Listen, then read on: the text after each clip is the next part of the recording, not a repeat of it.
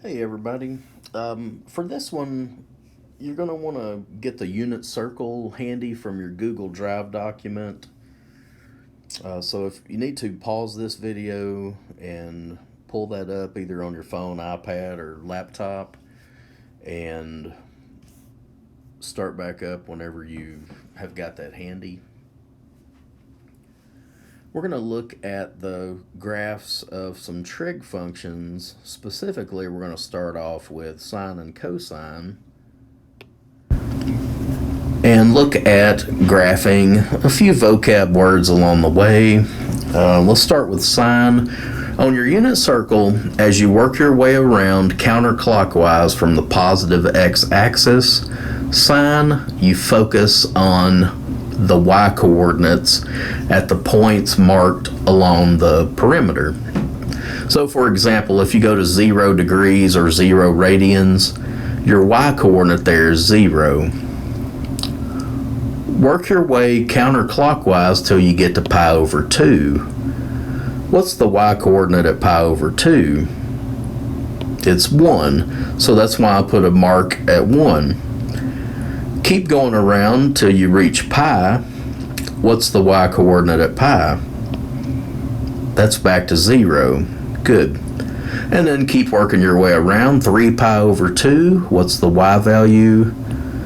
Negative 1. And then finally, when you've made a round trip and you've reached 2 pi, your y-coordinate is 0 again. The sine curve will hit these 5 key points as you go through. And whether you go clockwise or counterclockwise, you're going to get the same 5 values for those angles. Sine curves oscillate up and down forever, over and over. They are defined, specifically sine is defined for any angle. Now you got to be careful here. No matter what angle you take the sine of, your answer will be only as small as negative 1, and that occurs at the bottom of the graph. And no matter what angle you take the sine of, the largest answer you will get will be positive 1. So think of any angle, take the sine of it. Your answer will have to be somewhere between and including negative 1 and positive 1. The horizontal distance it takes to complete one cycle of sine is 2 pi. That's called the period. So domain is how many angles you can take the sine of, and that's all of them. The range is the lowest to highest answer you would get, or y value on the graph. The period is the horizontal distance it takes before the graph starts repeating. If you were to turn this graph upside down, it would look the same. That means it has origin symmetry and therefore is an odd function. For cosine, start at 0 on your unit circle. Cosine is all the x values along the perimeter or edge of the unit circle. So go to 0 degrees or radians. What's your x coordinate there? 1. Work your way around counterclockwise till you get to pi over 2. What's the x value there? It's 0. Very good. Keep going. When you reach pi, what's the x coordinate? Negative 1. 3 pi over 2, your x coordinate is 0. And then finally, you've made it round trip. At 2 pi, your x value is once again 1. Cosine, it oscillates the same way, up and down forever. You can take the cosine of any angle. The result from taking the cosine of any angle will give you an answer between negative 1 and positive 1 inclusive. Again, the period is 2 pi. If once you've moved a horizontal distance of 2 pi, your graph will begin to repeat. This one, if you spin it upside down, the graph doesn't look the same as the original. However, pretend that the y-axis is the crease of a book, and if you were to close this book up, the left side and the right side will lay on top of each other perfectly. That's called y-axis symmetry, and that means that cosine is an even function. Consider the functions a sine of bx and a cosine of bx. The amplitude, which is half the distance from the minimum to the maximum, is the absolute value of that lead coefficient. Period, if the angle has a multiplier like a 2x or a 3x, the period, or the horizontal distance that it takes to run one cycle, will be given by 2 pi divided by that number b. Sketch 2 cycles of y equals 3 sine of 2x. The absolute value of the lead coefficient is 3. The period is 2 pi divided by 2. Amplitude of 3 tells us that -3 to +3 is the height that the graph will run. I lightly sketched in just a plain old sine curve, but the moment you put a coefficient of 3 on it, it now reaches up and down to -3 and +3. The period, 2 pi divided by 2, simplifies to pi. What does that mean? In the horizontal distance of pi, the graph will run one cycle. So this actually means your graph will run 2 cycles in the time it normally takes to run one. There's the sine curve. This would be the sine of 2x, 2 cycles in the time of 1. I do need to make a correction here.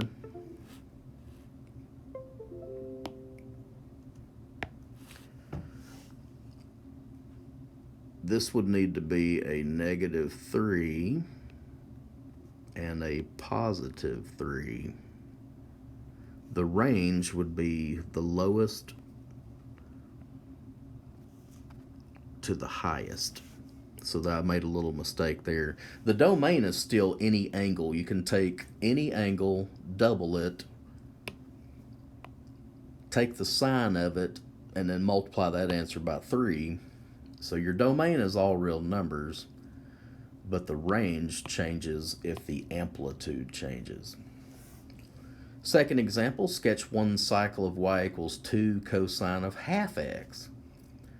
The absolute value of the lead coefficient is 2, so that tells us that -2 and +2 are going to be the values of our range, lowest and highest. The period is 2 pi divided by 1/2. 2 pi divided by half is 4 pi. So instead of getting the cycle done by 2 pi units, it stretches out to 4 pi units in order to make one complete cycle of a cosine curve. Domain for sine and cosine, all real numbers. The range is dependent upon the lead coefficient. If the lead coefficient happens to be negative, then your graph will be upside down.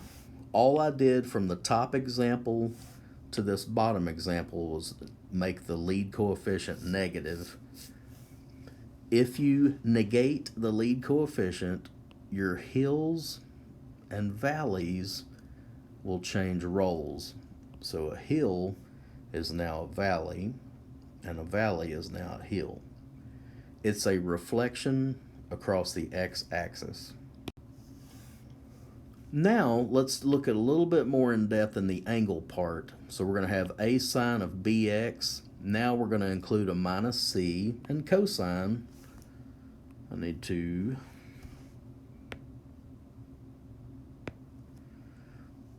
put this in here too. That is A. There we go. I normally try to get my mistakes out of the way early, but evidently this video's got them. The absolute value of the lead coefficient is the amplitude. 2 pi divided by b, that is still the period, or horizontal distance to complete one cycle. Now with this third component, if you were to set bx minus c equal to 0 and solve for x, you would add c and then divide by b. So that's called phase shift. If there's a third component, c divided by b, notice there is going to be a sign change. C over b is the starting x value for a graph's cycle. For example, y equals 2 sine of x minus pi over 2. The amplitude is absolute value of 2, which is 2. That sets the low and the high on the y-axis. So I always start with the amplitude. The amplitude is 2. That marks off the lows and the highs. Period. This coefficient of x is an unwritten 1, so 2 pi over 1 is 2 pi. That tells us that it's a horizontal distance of 2 pi to run one cycle. Phase shift is c over b, pi over 2 divided by 1, that's pi over 2. Since that's positive, again, note the sign change. We're going to start the cycle right pi over 2 units from the origin. Sine normally starts at the origin, but we're going to scoot it over. Phase shift is the beginning. If you add the period of 2 pi, pi over 2 plus 2 pi is 5 pi over 2. Phase shift plus period is the end. It's going to maintain the same shape, a hill followed by a valley. It's just shifted over pi over 2 units to the right. Consider the function y equals 3 cosine of 2x plus pi plus 2. Yet again, we're adding one more component to the function. A standalone adding or subtracting of a constant will change the vertical shift of your graph. Lead coefficient 3, absolute value is 3, that's the amplitude. Period is 2 pi divided by 2, which is pi. That's the horizontal distance for a graph to run one cycle. Phase shift is opposite sign, so negative pi over 2. That's the starting x value of the cycle, which means it's going to be shifted left of the origin, negative pi over 2 units. That's where that'll be the starting angle. Phase shift plus period, that's the start plus the distance it takes to run a cycle. Negative pi over 2 plus pi is positive pi over 2. That's where your cycle will end.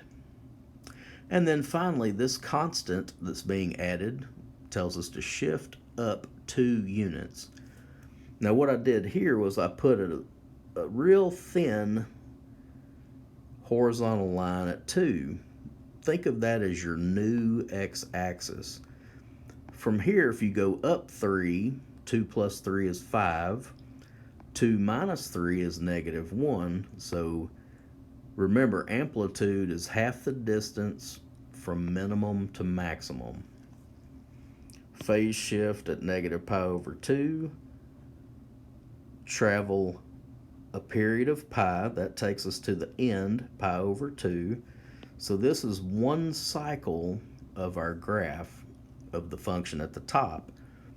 In red, I went ahead and did a second cycle. Domain still all real numbers. Be careful here, the range has changed. You look at the vertical translation and then you add and subtract the amplitude to get the lower and upper number. I hope this video helps. If you have questions, please email or come by the office or phone, whichever is more convenient for you. I hope this helps.